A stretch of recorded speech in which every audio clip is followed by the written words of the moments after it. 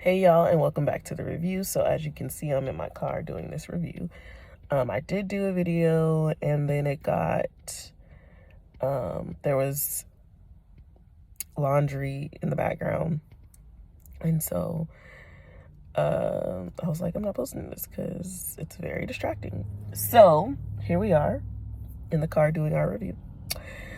And this is of Love is Blind season 3, part 3, including the reunion. And there's some fallout after the reunion, right? A lot of fallout, actually, because I'm late to the party.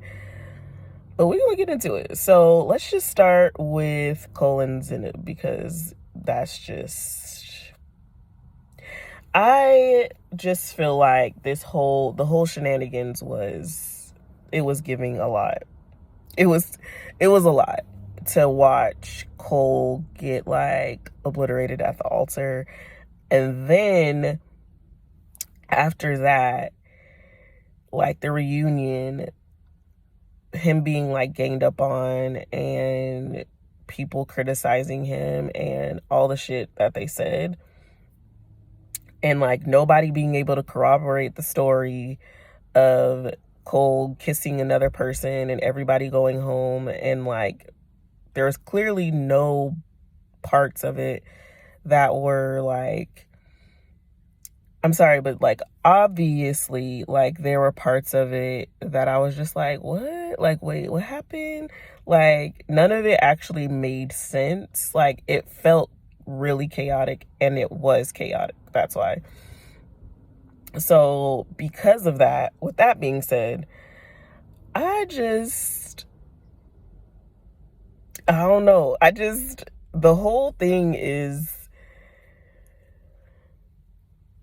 so we obviously know Zenib and Cole's relationship was just not good in general. I think that even though Bartise was problematic, I also feel like, because Bartise was, I also feel like at least somebody had his back. Because everybody, like even Brennan, like I was like, y'all are trash. This is dumb. Like, why are y'all ganging up? Like, and then made him feel crazy for being like, it's insane that you're saying that, because it is. He did apologize multiple times about it, about the whole Colleen and him thing, like clearly. And Colleen didn't get no smoke, barely. That's because Matt gave her enough smoke for everybody. We'll get to there. But I didn't like it. I felt like it was very like, and how like Nick and Vanessa didn't say shit. Like it was trash. And I'm glad you know what I'm really thankful for? The cutie scene. I'm glad that they, like, when Cole was like, show the footage. I'm glad that they showed the footage. Because there was nothing in there that was body shaming, that was telling her not to eat. These are conversations that people have like normally, like, oh, save your appetite because you know we're doing this. And he was like, he even said, I offered you in the scene, I offered her a poke, I think it's poke or pokey bowl, and you didn't eat it. And that has to do with her shit. It has nothing to do with him. And the fact that she was like, he ruined her. No, baby, no. As I stated previously in my last review, there was already insecurities there. He definitely didn't make it better. Let me also say, Cole is not like innocent in this thing either. Okay, so I want to be clear on that. Like, Cole should not have gone to Colleen. Cole also probably shouldn't have answered when she was like, what would you rate me as opposed to this person? Like, don't do that. Don't do that. And also calling her bipolar, like, no. But I think what Cole didn't have the language for, right? So there's also language around this, and there's definitely, like, because I deal with certain things around mental health, I definitely think that with Zenib, considering both of her parents being gone, being raised in a mostly white space, There's a lot of stuff there, and it looks like a personality disorder. That's my personal opinion. I'm not diagnosing her, but that's what it looks like. And I know personality disorders get stigmatized a lot. I know because I live with one. So, and literally it's just a way of her trying to keep herself safe and all these things that she's trying to do in order to, you know, based on childhood things that happened to her. So because of that, like with that knowledge, like there was definitely a lot of gaslighting happening, because, oh, I loved you, but also you ruined my life, but also like I don't regret it. I would regret if I said somebody crushed me, my soul, my whole life. I would be like, no, I regret this. I shouldn't have came on the show. I'm just saying personally. And so it just, none of it felt, I think Cole felt crazy because he was like, what are you talking about? And legitimately it was, what are you talking about? Because again, the scene was recorded. You were able to see like, okay, he didn't do what she said. Now, granted, again, Cole did not make this better by stating things about Colleen. And if she's already had a really tough time with, again, being in white spaces and being compared to a white woman, does not help her because she's a person of color. So that automatically like doesn't help. But all in all, it just felt really like it was chaotic. It was chaotic. And I just feel like all of them were trash for just being like, no, you did this to her, you did that to her. And I'm like, how do y'all know? Like, sometimes I feel like girl code can go too far, in the sense that, like, so there's an idea, right, of believing women the first time. I get that. And I believe that. Like, you should believe women the first time. Especially when it comes to like rape, sexual assault, all of those things. The other side of this is that there is also ways for you to allow space for someone else to be able to handle their own story without you jumping in. Because Colleen and Matt, I feel like, were really quiet. They didn't have much to say, but I guess they were in this. But as far as like Nancy and Alexa, Brennan, and Raven, I was like, all y'all shut the fuck up. I'm sorry. Like, I was just like, this is not helpful. And again, that's why I was like kind of glad Bartise was like asked her like, did you know what you were going to say before you got up there? And she was like, no, that is a lie. There's no way that she came up with all that during the time she was up there. I'm sorry. Like, no. So it's a whole mess, and it's still a whole mess on the side of the internet streets, because all of them are standing 10 toes down, and I'm just like, and again, Cole is not exempt. I think they just weren't good together, and that's okay. But it sucks that Cole really did get the brunt of that, because it was just a lot. Okay. As far as Nancy and Bartise, the wedding was funny. I mean, it wasn't funny, but it was funny. Like, I already knew he was going to say no. I knew it. I knew he was going to say no. He wasn't physically attracted to her. That's okay. People don't be physically attracted to people. That's the thing. Love is not always blind. For some people it is, for some people it isn't. Do I think Nancy is beautiful? Yes. Bartise didn't. Bartise has a type. People have types. I just wish he wouldn't have come on the show. Don't come on Love is Blind if you have a type and you know you want that type of person. Like, that's dumb. So with that being said, I think that Bartise didn't get no smoke as much as I wanted him to get smoked. Just saying. I really feel like he should have got way more smoke than he got. Because but the mom and the brother and them going off on him, that was funny. And then when he was like, let me talk to my fiance, I'm like, nigga, you don't want her. It was funny. It was giving really funny.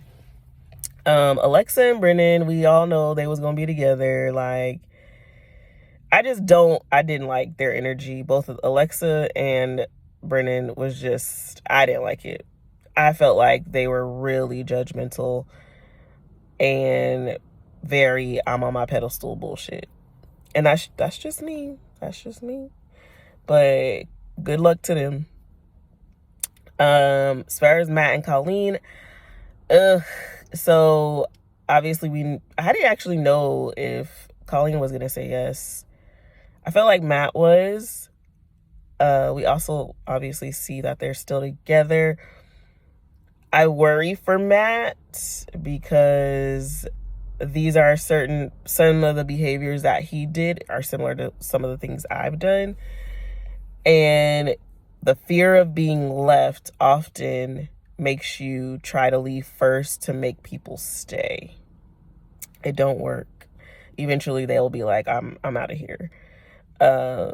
So I think he just has to be more vulnerable and be like, it really scares me. And I don't know, like, again, it's scary to be vulnerable too, because when you've been cheated on before, or you just have a really, like, whatever your past is, makes you scared to put yourself fully out there without being like what could have happened, specifically in the scenes previous to the wedding.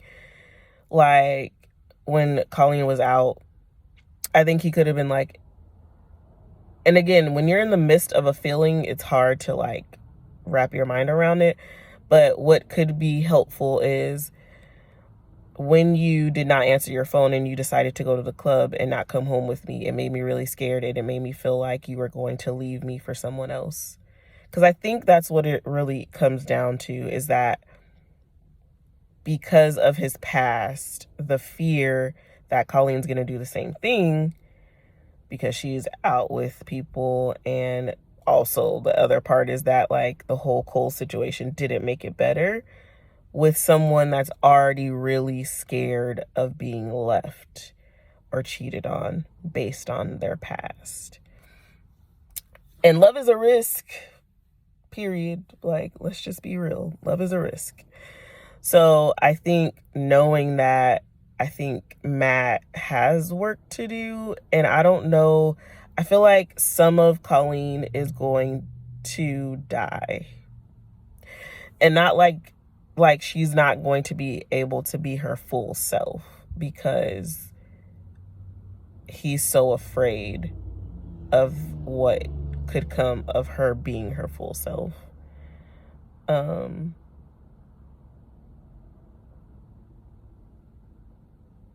So yeah, that is what I think about that. Now let me tell you, lastly, Raven and SK. Let me tell you something. So we all know Raven and SK got back together on the reunion part. But let's go to the wedding.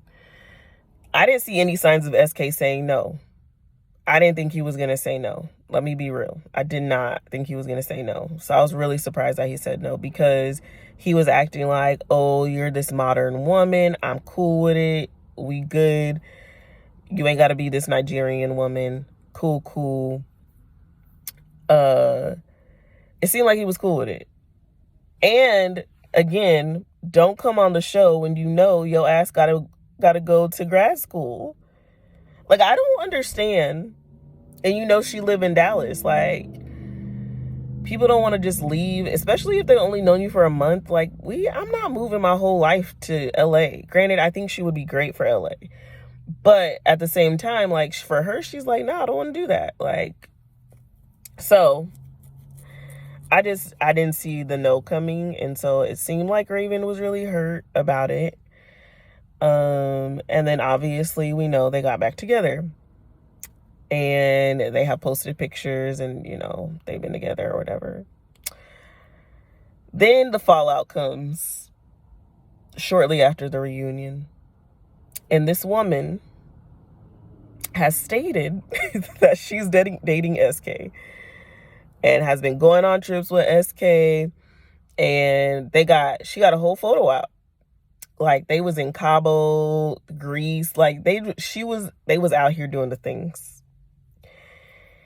And apparently he said that, like, it was all fake. It wasn't real.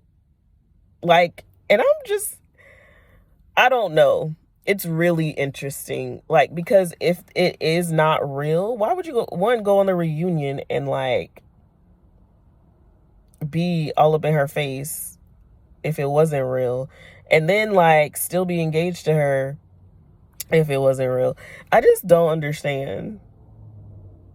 I don't really understand it fully, clearly, because, and it makes me think about, like, the conversations around polygamy, and how he was like, my dad, I think he said his dad had several wives and he doesn't want that, and da-da-da. And you know what? Maybe that is what he wants. And you know what? That's okay. But if Raven decides she wants monogamy and he doesn't want that, then why do this? I don't know. It's just interesting because, again, don't come on the show, y'all. So basically, 2 out of the 5 couples are together. At this very moment, this magic moment. And I think all of last season's people are not together. And first season, Lauren and Cameron and Barnett and Amber are the only ones that are still together. But I think they were the only ones that were married, unless there was another couple that was married that broke up.